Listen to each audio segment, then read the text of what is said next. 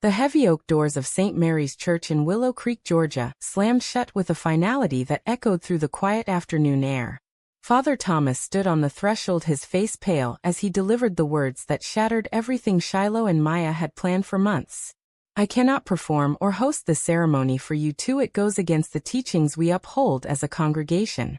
Shiloh gripped Maya's hand tighter, her knuckles turning white while Maya felt her chest tighten with a mix of rage and despair, the weight of her family's faith crashing down around her in that single moment.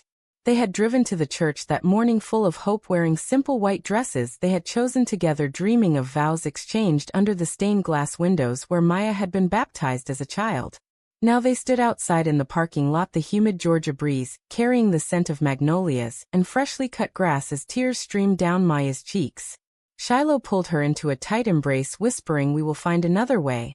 But inside she felt the familiar knot of doubt that had plagued her since they first decided to marry in this conservative town of barely 5,000 souls, where everyone knew everyone and secrets rarely stayed buried. They had met 4 years earlier at the University of Georgia during a campus art exhibit, where Shiloh, a 27-year-old graphic designer, with a quiet strength and deep brown eyes, had been showcasing her work inspired by southern landscapes. Maya, a 28-year-old elementary school teacher with blonde hair that caught the light and a gentle smile that hid her inner struggles, had stopped to admire a painting of a lone oak tree standing against a storm.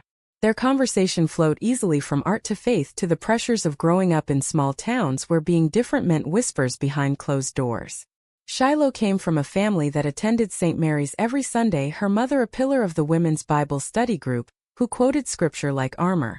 Maya had lost her grandmother Eleanor just 2 months earlier, the woman who had raised her after her father left, and who had been the only one to hug her tight when Maya came out at 19 without a hint of judgment.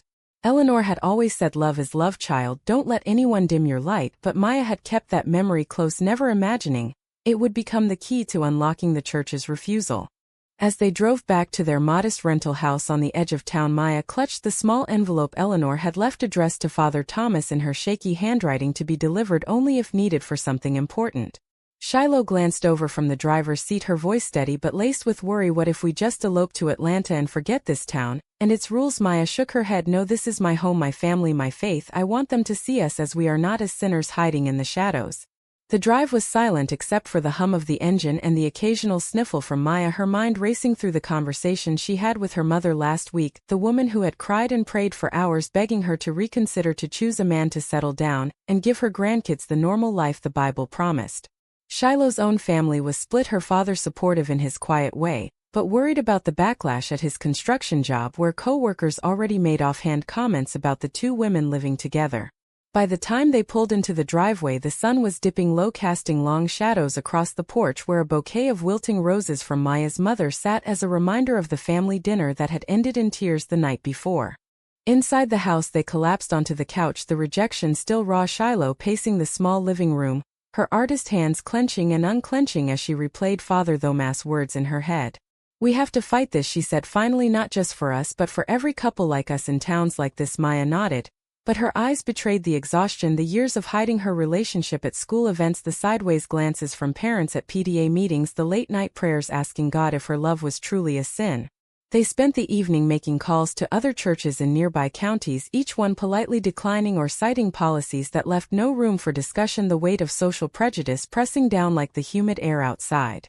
Maya opened the envelope from her grandmother, not to read it yet but to feel the paper that carried Eleanor's faint lavender scent, the last tangible piece of the woman who had whispered stories of true love defying odds late into the night.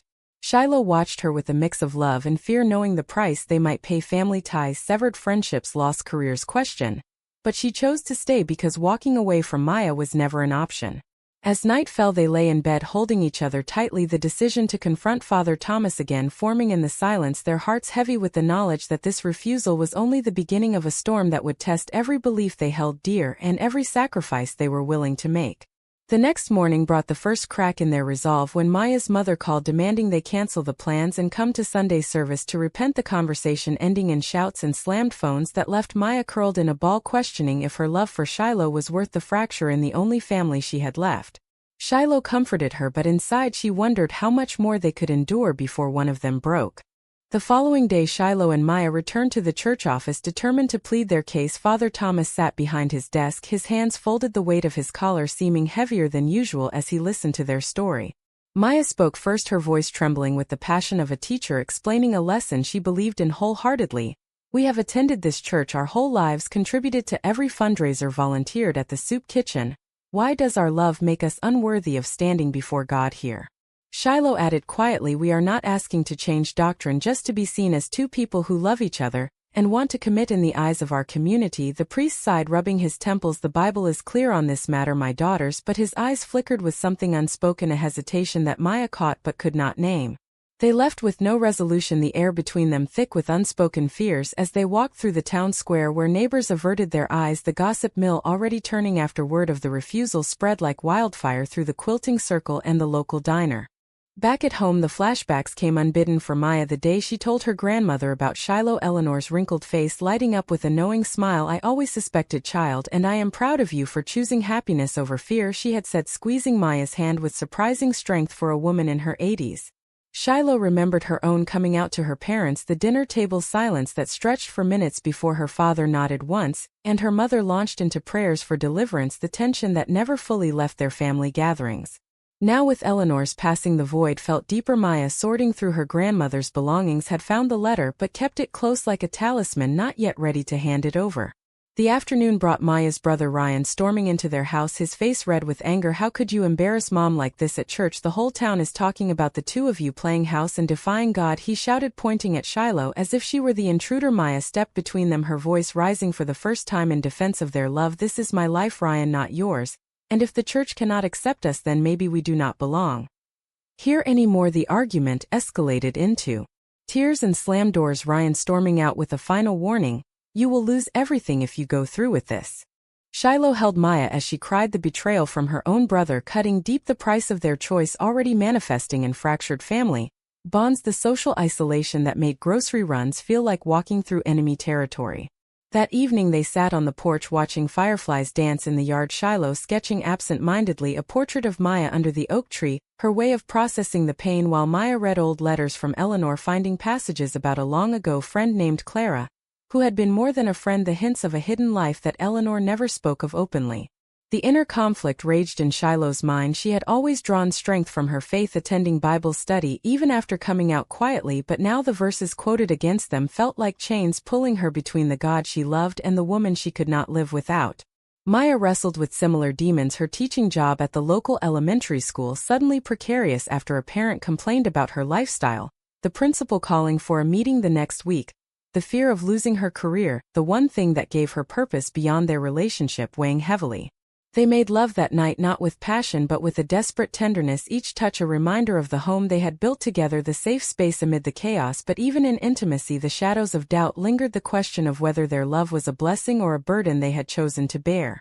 The next morning brought more pressure, Maya's mother arriving unannounced with a basket of homemade bread and a Bible open to Leviticus, her eyes pleading as she begged Maya to think of the children she taught, the example she was setting, the community that looked to their family for moral guidance. Shiloh stood in the kitchen listening, her own mother's words from a similar visit echoing in her ears, the disappointment, the conditional love that demanded she choose family over desire. The conversation turned heated, Maya defending their right to happiness, her mother citing scripture and church tradition until both women were in tears, the emotional toll exacting its price as Maya watched her mother drive away, wondering if reconciliation was possible, or if this path would leave her orphaned in spirit. Shiloh comforted her again, but the strain showed in her own eyes, the artist who once found beauty in every storm now struggling to see light in their situation. They decided to attend a support group in Atlanta that weekend, a 2-hour drive that felt like escaping to another world where couples like them shared stories of similar battles, the validation helping, but the return to Willow Creek, bringing the reality crashing back, the stares, the whispers, the growing isolation that tested their resolve daily.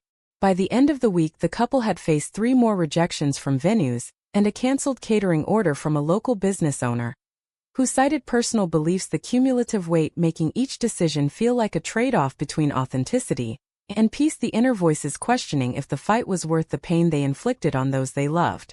Word of the refused wedding spread faster than the summer heat in Willow Creek, the local newspaper running a subtle piece on community values that everyone knew was aimed at them.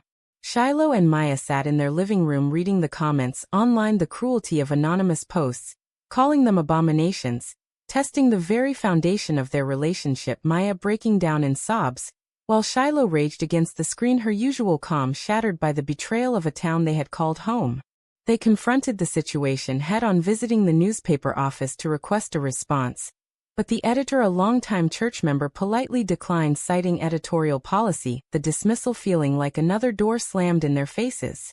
Back home, the arguments began not out of lack of love, but from the pressure, Maya accusing Shiloh of pushing too hard for the church wedding, Shiloh retorting that giving up would mean letting prejudice win the exchange, leaving both exhausted and questioning their choices, the moral dilemma of staying true to self versus protecting their fragile peace hanging heavy in the air.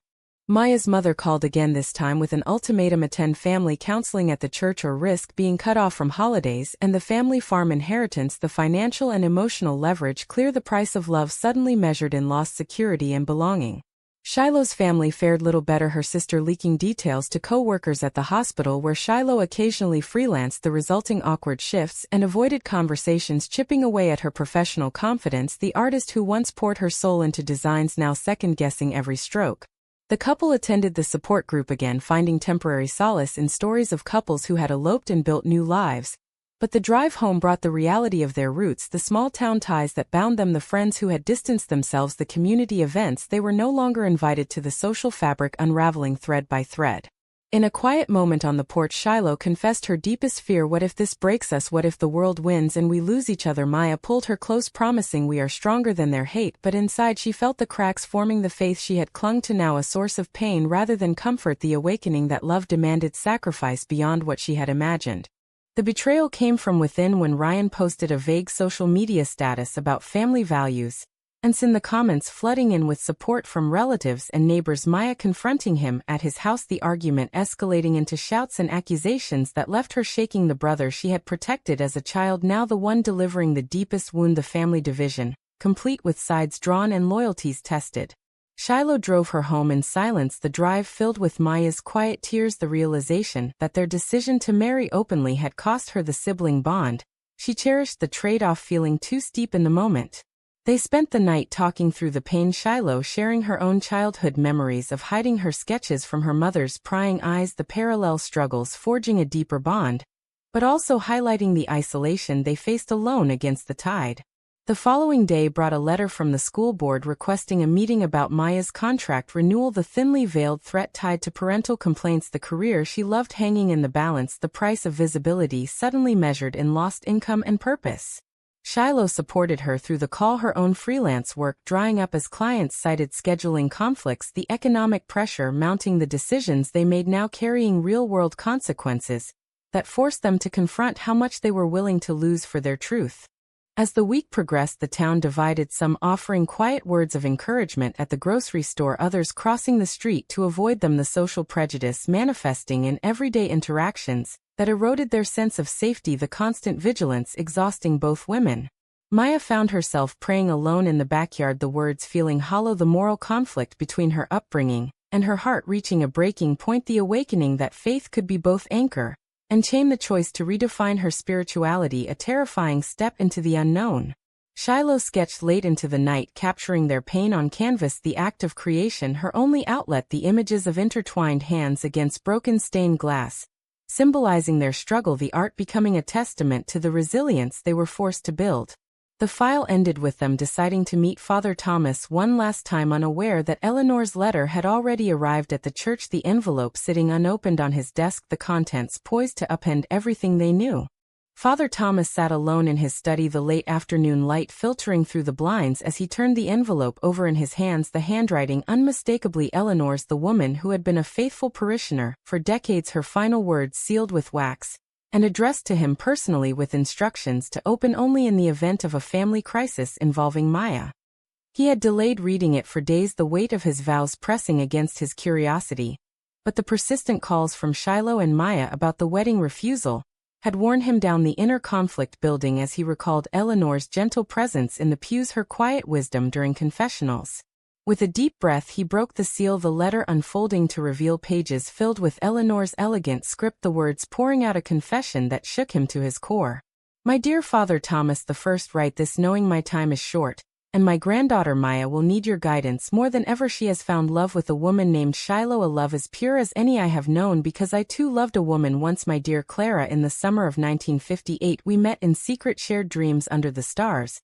But the church and my family demanded I marry a man I barely knew. The regret has haunted me every day. Since I beg you not to deny Maya the blessing I was refused.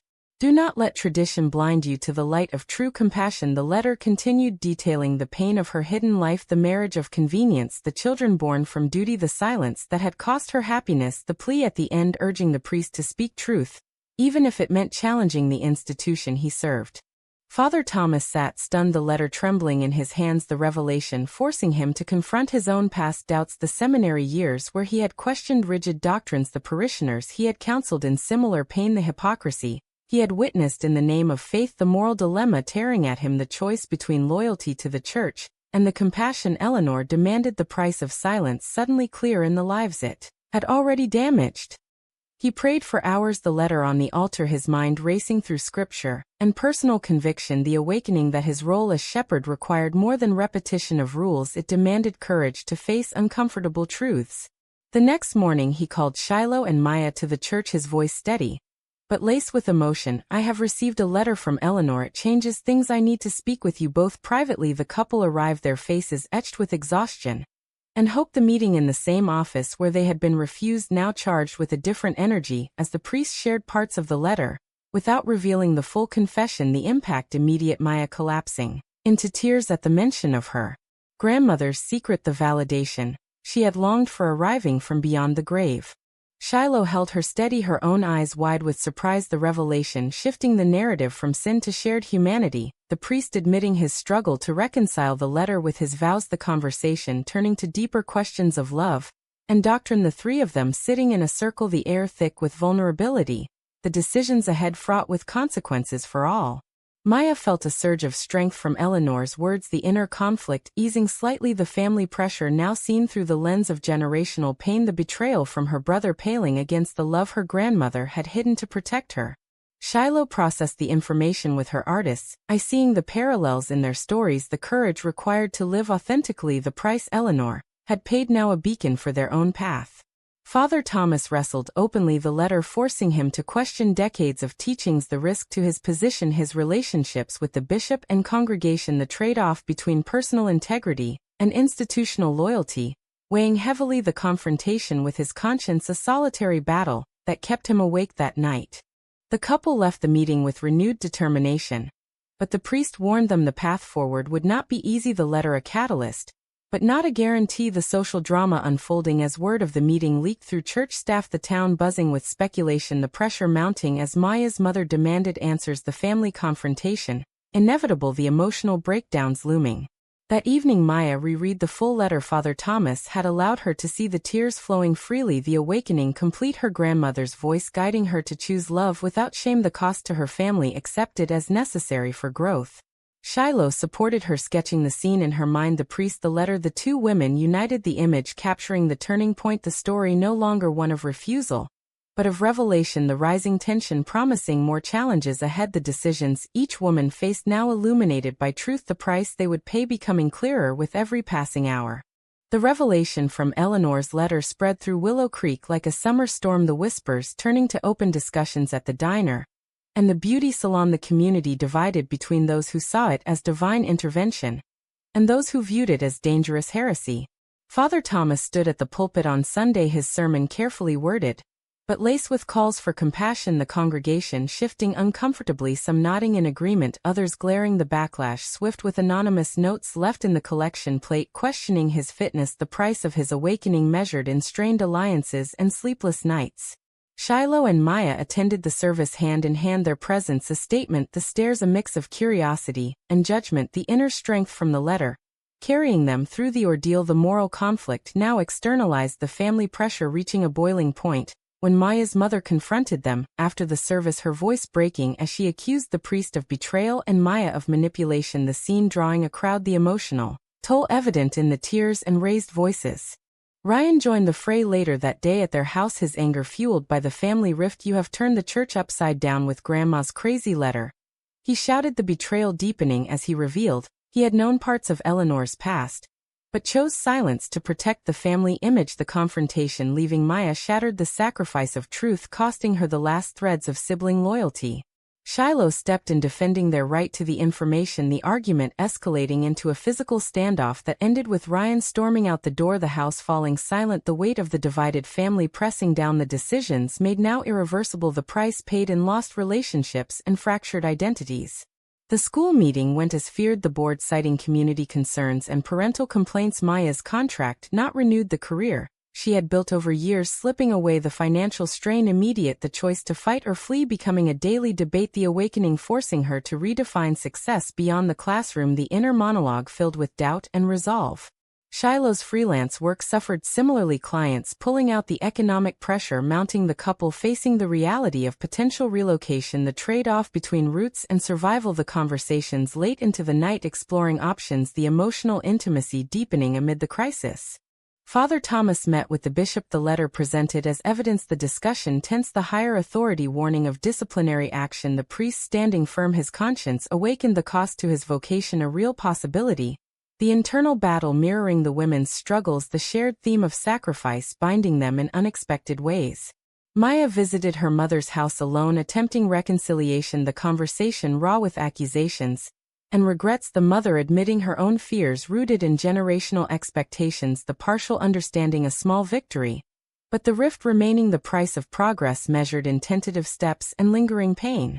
Shiloh supported from afar, her art becoming a series of pieces depicting the letter, the church, the faces of conflict, the creative outlet, helping her process the trauma, the decision to stand by Maya unwavering despite the personal cost to her stability.